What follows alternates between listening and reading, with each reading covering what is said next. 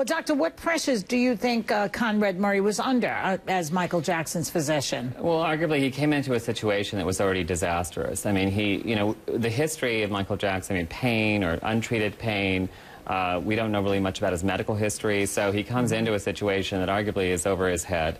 He may have had issues that he's not sure how to treat. What other physicians, what other medications he was taking, I don't think he knew. So he comes into a situation that, he's taking this bizarre medication for sleeping, which is never used before, and he sort of faces the situation. What does he do? Does he walk away from a difficult situation? But that didn't happen overnight. It didn't happen overnight, and that's the point. I mean, whatever Michael's situation was, didn't happen overnight, and there were other physicians and there were other health care systems that sort of failed him along the way.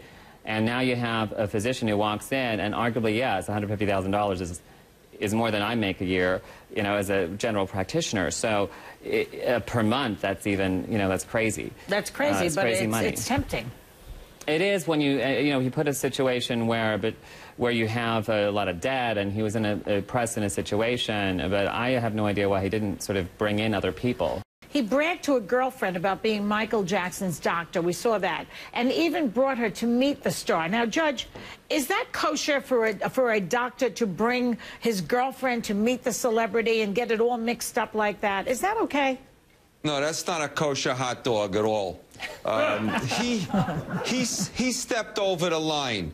He had to maintain a doctor-patient relationship, and he didn't. He became an employee of Michael Jackson, serving at his pleasure, bringing his strippers to meet Michael Jackson.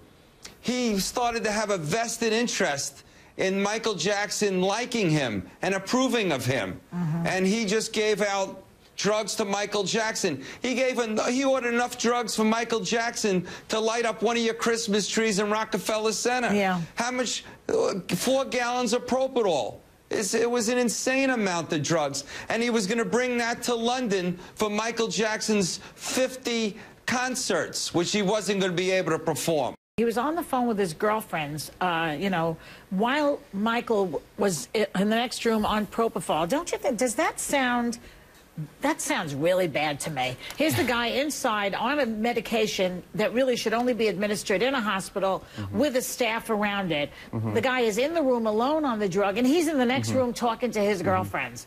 That looks bad. I mean, in medical terms, a standard of care is what we look at. And the thing is, there really is no standard of care for administering Propofol in this manner. So whether he was, on the phone or in the bathroom, really there was no equipment that would have registered anything that he knew anything was wrong until it was too late. Yeah. So the key is that, whether whether he's on the phone or not, he wouldn't be able to know that something was wrong with him until he wasn't breathing. Why would he leave him alone in there when he knew that something could go wrong? He knew it. Judge, what do you think should happen to Dr. Murray? What's your opinion? Well, he's going to be wearing a striped suit. I believe.